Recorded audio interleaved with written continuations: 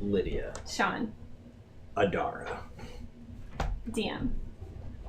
Tell us slightly about your character. I know we made this quickly. Who is Adara? Adara is a fire genasi. Yes. Blood hunter. Mm-hmm. And she is right of the Profane soul. Profane soul. And she is with the Great Old One. So anyways. So a genasi is formed when a human and a genie from the Fae come together and make a little baby. But typically when that happens, the genie doesn't want anything to do with them. So that's what happened to me. My mom was an elf, obviously. Oh, of course. Obviously. I don't know who else she would have been.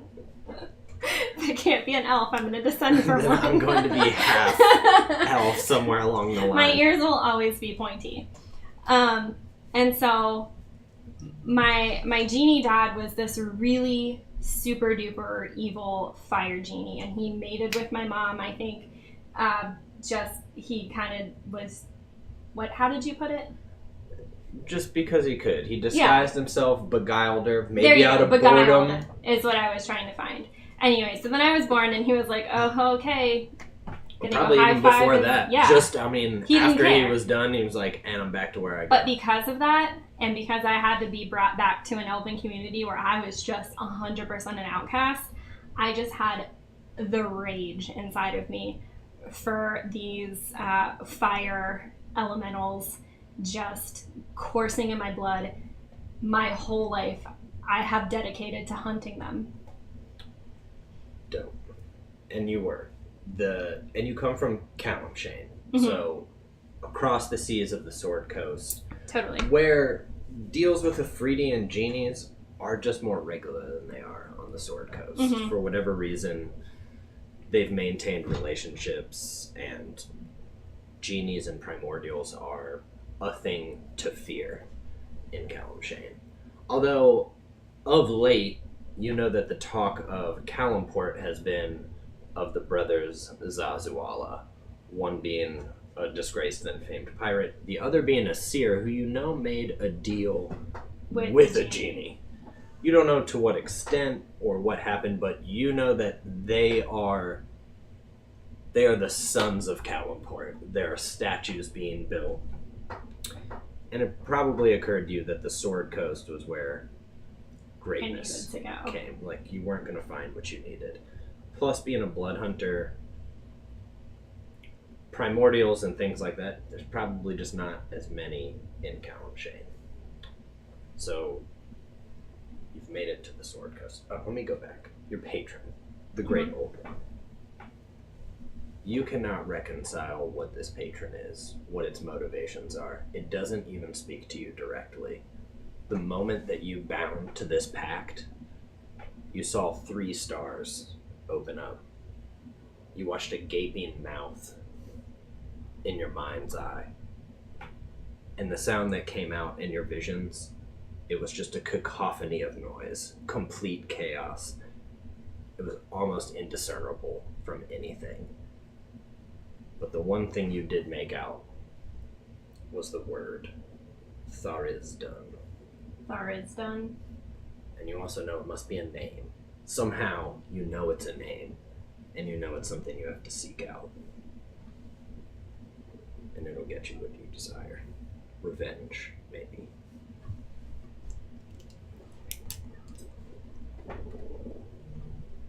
Okay. So you arrived on the Sword Coast probably not that long ago.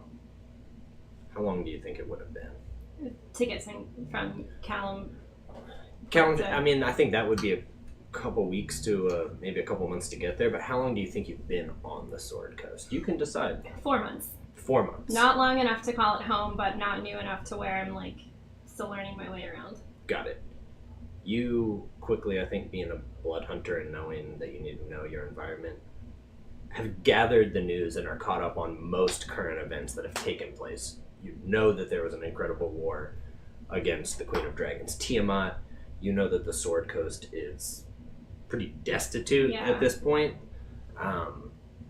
You know basically where the heroes lie. You know that the half-giant Kothai can be seen somewhere in the north from time to time. That Nithbis has this town called Golden Leaf where adventurers go. You know that Ennis is the high matron of the Church of Annalore. I really look up to her. Of course. Yeah. And I think Waterdeep is where you would have come in. Frankly, sure. It's a huge harbor, so you would have seen a rebuilt church, I think more magnificent, and kind of picked up what you needed from Waterdeep. I think you probably stopped in Golden Leaf at one point. Yeah, I would have. Whether or not, I'll let you choose. Do you think you spoke to Nithbis or not?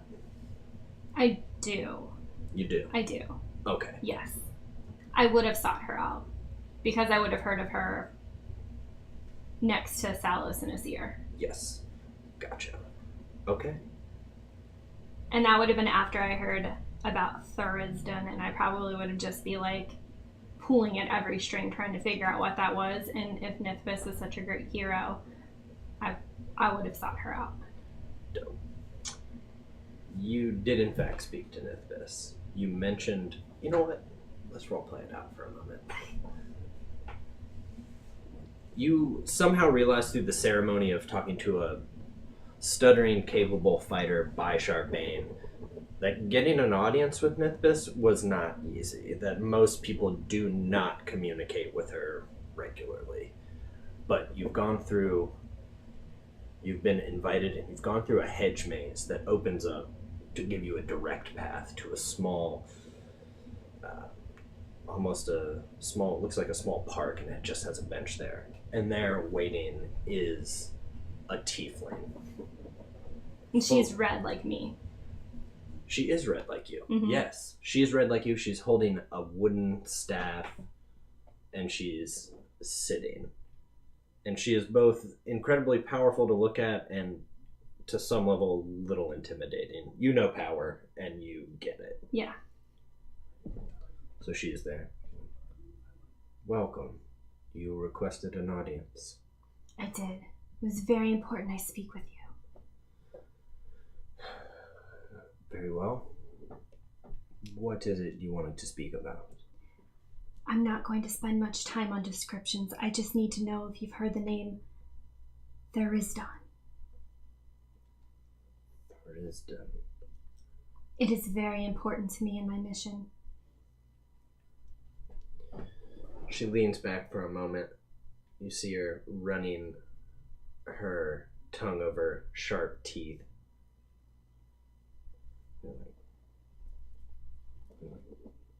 I can't tell you much, but I know that has to deal with some gods of the elements, elder gods, ancient things, many of them without a name. That one happens to have one. Are you seeking it out to destroy it? Yes.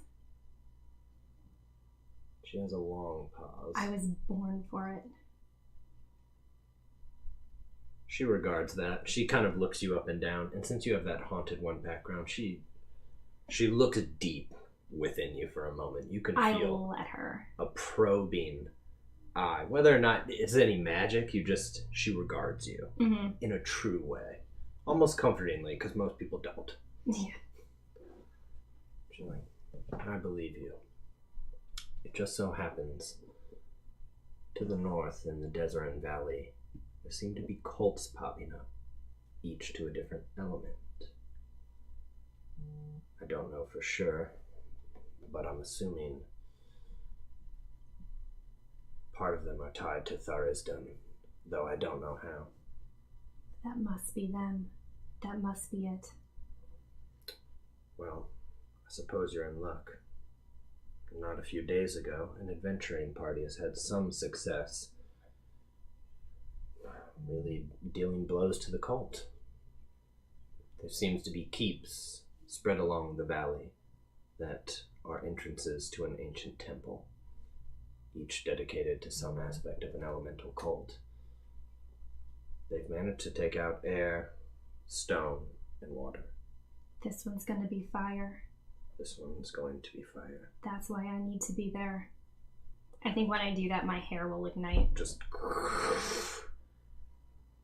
She looks and he's like, I'll draw you a map. She takes a moment. You see her empty out a bag. Entrails come out, random things. Naturally. Books. With Nithbeth, yeah. She draws you a map that's pretty accurate. You shouldn't have a problem finding it. If you find this party of heroes, they should aid you. Or perhaps you can aid them. I imagine a cult would be recruiting. Therefore... And she smiles. I'll smile back. She's like, very well. Good luck. She turns almost on a heel. You see her tail flick, and the hedges open up, and it leads to a strange tower in the distance, and you can get out. Doesn't take long. Within a couple days, you find the keep. It almost looks like it's supposed to be a windmill. Like, just the structure of the tower feels like it naturally would have a windmill on it, but it doesn't. But it's, four sides. It's got a tapered roof. It's also under repair. There's scaffolding all around it. And it's kind of up on a large hill, but the hill just happens to rise up along almost nothingness in this valley. It's hazy here. It's hard to see. There's a bunch of camps kind of all around. And you find that most of these people are trying to enter this druid circle of the Scarlet Moon. Others are shady individuals. Seeing that you are a fire genasi, you make it to the metaphorical front of the line. Sure. And they start testing you. Combat-wise, asking you questions. They're so ready to let you in, it doesn't even take that much charisma to get past. You have to fight a couple fights with people. They've got like guardians, they've got a couple priests. You handily manage it in one-on-one combat. And after a couple days, you're not the second in command there, but you're able to walk just about anywhere in kind of this upper part of the tower. You don't have to stay out in the druid camps that they have down. And as you found out, some people are legit druids, thinking that this is an actual ceremony they're going to join in. Some are just Nithbis fangirls who heard that a druid, stopped something and think that with a couple runes and some sticks that they can also be druids. And some of them have some mild success. They can do the equivalent of cantrips. Sure. You also know that there are a couple camps. One holds some fire priest, elemental priest, who are kind of keeping watch. There's a couple hellhounds around. And there's also 2 new recruits somewhere around that are werewolves. Nobody else knows that they're werewolves except for the cult leaders, but they're certainly not walking around in werewolf form, but they're ready to basically slaughter when somebody says slaughter.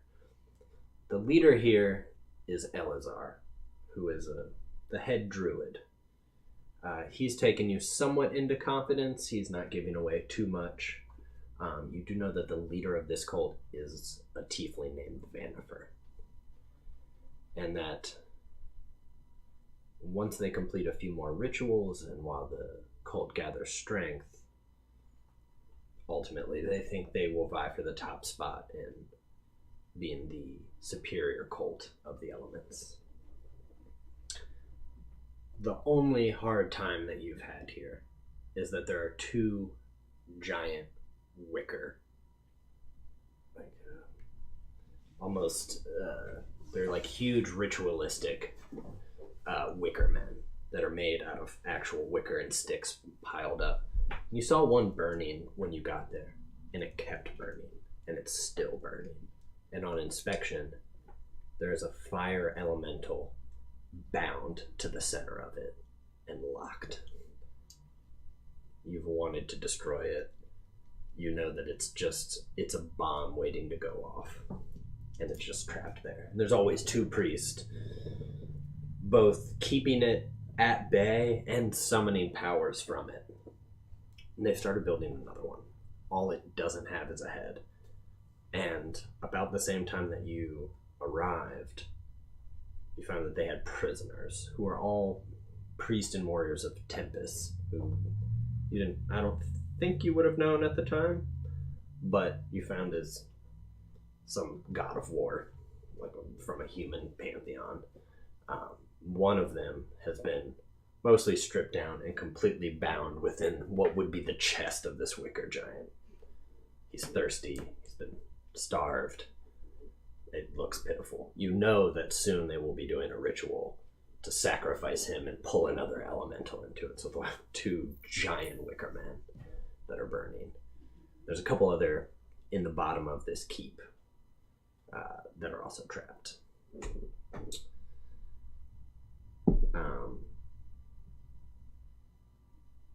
I think with that, we'll bring in the boys. You've been waiting for your time. You've heard about a party. And they're coming here. You don't know. To raid it, to you heard infiltrate. You heard that there was an adventuring party who had struck blows, but I don't know that it got more in depth than that. You heard it was 3. It was a party of 3. Would I know to look for like? You know what? I think Nithbis would have actually told you. There's a kind of looks like a thief or assassin. There's one who is a cleric, so in heavily clad armor, and the other is an older gentleman who just is in plain clothes. So I think you would have a vague idea of what they would look like. Okay. But you haven't seen anything like that yet. You know that the ritual should be complete tonight. Tight. Feel good? Yeah. All right. I'm going to bring that in. And we'll set it all up.